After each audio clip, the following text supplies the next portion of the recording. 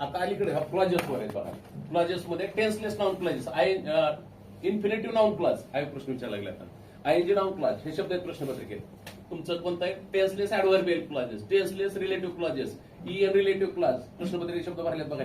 बघा प्रश्नपत्रिका पुढे कोणतं आहे? ING relative clause, infinitive relative clause, EN adverbial clause. हो का, हे अलीकडे प्रश्न विचारला लागले सगळे ह्या 2-3 वर्षात. हो का, हे सगळं सिलेबस आहे. हा सिलेबस आहे आणि हा सेंटेन्स स्ट्रक्चर आहे. सेंटेन्स स्ट्रक्चर मध्ये आपल्या सिलेबस मध्ये मुख्य घटक आहे बघा सेंटेन्स स्ट्रक्चर. बघा इकडं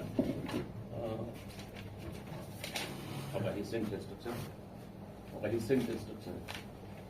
ह्याचा पण अभ्यास करणं आवश्यक आहे. मुलांनी स्किप केलेला असतो, काय काय केलेला असतो. आणि पुन्हा याच्यामध्ये ही सगळे क्लॉज एलिमेंट्स आहेत. आणि बघा हे idioms and phrases and their meaning, idiomatic pairs आहे, कॉम्प्रेशन ऑफ पॅसेज, हा सगळा सिलेबस आहे. याच्यामध्ये तुम्हाला जर बघितलं तर हे 4ही पर्यायचं मराठी आणि इंग्लिश मध्ये असं स्पष्टीकरण दिलेलं आहे. प्लस ते पर्याय कुठल्या परीक्षेला दिले. उदाहरण फॉर एक्झाम्पल तुम्हाला सांगतो, म्हणजे तुमच्या लक्षात येऊ शकतं.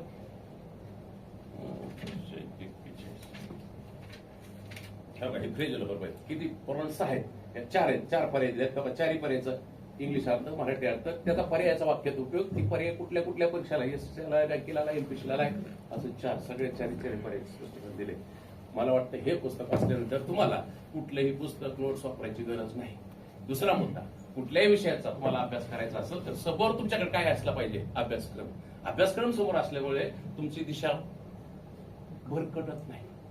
ही मॅप पहिला कशा आहे आणि ह्याने अभ्यासक्रमात सुरुवात असली पाहिजे. आणि ह्या सिलेबस मधला एक ना एक शब्द कुठे रिफ्लेक्ट होणार आहे? प्रश्नपत्रिकेमध्ये. बरोबर आहे का? आणि प्रश्नपत्रिकेतला ह्याच्यात रिफ्लेक्ट होणार आहे. आणि सिलेबस पाठ पाहिजे, तोंड पाठ, एवढे टॉपिक्स आणि एवढं आपल्याला करायचं, ह्याच्या संकल्पना क्लिअर करायच्यात. आणि ही प्रश्नपत्रिका आहे, ही प्रश्नपत्रिका आणि ही सिलेबस आणि ही सिलेबस